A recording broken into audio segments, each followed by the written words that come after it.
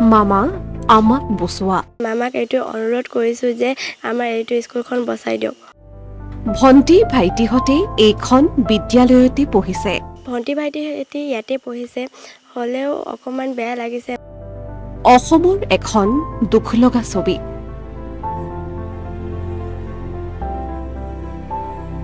নিচিহ্ন হোৱাৰ পথত এখন বিদ্যালয়।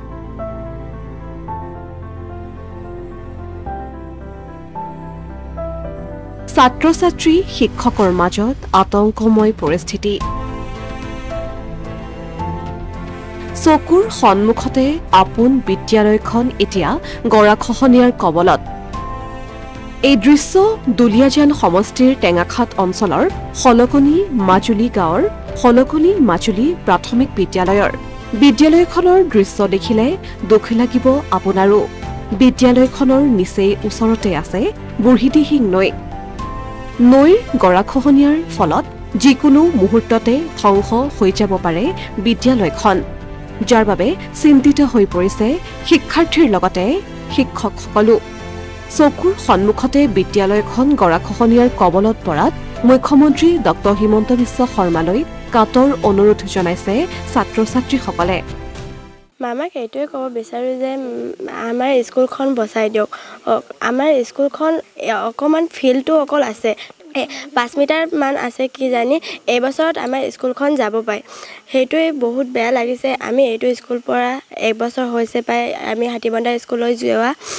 ভণ্টি ভাইটিহঁতে ইয়াতে পঢ়িছে, হ'লেও অকণমান বেয়া লাগিছে। মামাক এইটো অনুৰোধ কৰিছোঁ যে আমাৰ এইটো স্কুলখন বচাই দিয়ক। উল্লেখ্য যে 1964 চনত স্থাপন হোৱা এই বিদ্যালয়খনলৈ এতিয়া নামি আহিছে অশনি সংকেত।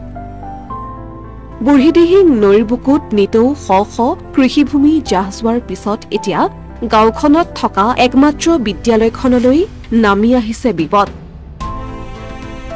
ইফালে বিদ্যালয়খনৰ পৰা বুঢ়ীদিহিং নৈৰ গৰাখহনীয়াৰ ঠাইলৈ প্ৰায় 5 মিটাৰ থকাৰ পিছতো এতিয়া চকুমুদা কুলিৰ ভাওত ৰাজ্যৰ ব্যাগুম জলসম্পদ বিভাগ। কাণসাৰ নাই স্থানীয় বিধায়কৰো। বৰ্তমান সময়ত বিদ্যালয়খনত 50 গৰাকী ছাত্ৰ ছাত্ৰীয়ে অধ্যয়ন কৰি আছে। ছাত্ৰ ছাত্ৰীৰ জীৱনক লৈ যেন হেতালি খেলিছে বিভাগীয় কৰ্তৃপক্ষই। বৃহত্তৰ অঞ্চলটোৰ বাবে বিদ্যালয়খন কিমান গুৰুত্বপূৰ্ণ সেয়া যেন বুজিবলৈ চেষ্টা কৰা নাই। অৱশেষত উপায়হীন হৈ ৰাজ্যৰ মুখ্যমন্ত্ৰীগৰাকীয়ে বিষয়টো গুৰুত্ব সহকাৰে লৈ বিহিত ব্যৱস্থা গ্ৰহণ কৰিবলৈ কাতৰ অনুৰোধ জনাইছে এইসকল ছাত্ৰ ছাত্ৰী তথা ভাগিনসকলে। আনহাতে গৰাখহনীয়াৰ স্থায়ী বান সমস্যাৰ সমাধান কৰিবলৈ আহ্বান জনাইছে স্থানীয় ৰাইজৰ লগতে শিক্ষকে। হয়, বহুত বেয়া লাগে, কাৰণ বিদ্যালয়খন মোৰ নিজ হাতেৰে গঢ়া, 2খন বিল্ডিঙে মই নিজ হাতেৰে গঢ়া। গতিকে যেনেকৈ এখন বিদ্যালয় গঢ়ি মেলি মই এই বিদ্যালয়তে অৱসৰ গ্ৰহণ কৰিলোঁ। গতিকে অৱসৰ গ্ৰহণ কৰিলোঁ যদিও মাজে সময়ে মই আহি থাকোঁ বিদ্যালয়খনৰ পৰা। মই নাতিদূৰত দিহিংখন দেখি মই নিজে হতভম্ব হওঁ, যিহেতুকে এই বিদ্যালয়খন এটা ঐতিহ্য হেৰি আছে।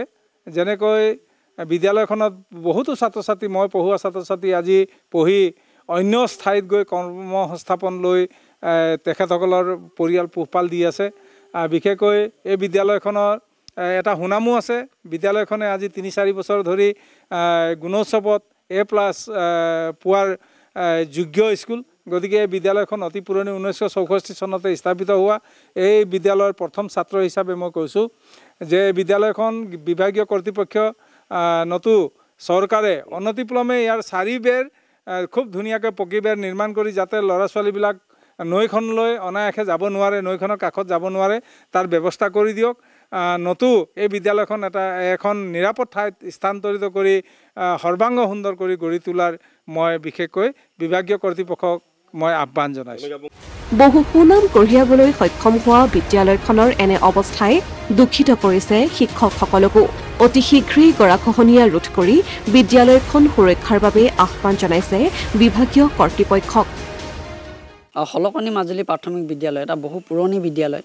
এই বিদ্যালয়তে বহু ছাত্ৰ ছাত্ৰী অধ্যয়ন কৰি আছে বিভিন্ন স্থানত আছে আৰু বৰ্তমানেও এই বিদ্যালয়ত প্ৰায় 40-45 গৰাকী ছাত্ৰ ছাত্ৰী অধ্যয়ন কৰি আছে গতিকে এই বিদ্যালয়খন বুঢ়ীদিহিং নদীৰ বুকুত যাহ যাবৰ কাৰণে মাত্ৰ কেইমিটাৰমানহে বাকী আছে গতিকে বহু সময়ত স্থানীয় ৰাইজে হওক বা বিদ্যালয় কৰ্তৃপক্ষই বাৰে বাৰে বিভাগীয় কৰ্তৃপক্ষ আৰু স্থানীয় জনপ্ৰতিনিধিক আহ্বান জনাই হৈছিল কাটৰ অনুৰোধ কৰি হৈছিল যে এই বিদ্যালয়খন ৰক্ষা কৰিবৰ কাৰণে কিন্তু আজি পৰ্যন্ত এই বিদ্যালয়খন ৰক্ষা কৰিবৰ কাৰণে এই গৰাখহনীয়া স্থায়ী সমাধান কৰিবৰ কাৰণে কোনো ব্যৱস্থা গ্ৰহণ নকৰিলে গতিকে আমি পুনৰবাৰ আহ্বান জনাইছোঁ যে এই বিদ্যালয়খন যাতে অতি শীঘ্ৰে ৰক্ষা কৰিবৰ কাৰণে গৰাখহনীয়া সমস্যা সমাধান কৰক অন্যথা কিন্তু এই বিদ্যালয়খন আৰু কেইদিনমানৰ পাছতে বুঢ়ীদিহিং নদীৰ বুকুত যাহ যাব গতিকে আমি চৰকাৰক পুনৰবাৰ আহ্বান জনাইছোঁ যে এই বিদ্যালয়খন ৰক্ষা কৰিবৰ কাৰণে অতি শীঘ্ৰে ব্যৱস্থা গ্ৰহণ কৰিবৰ কাৰণে আমি আহ্বান জনাইছোঁ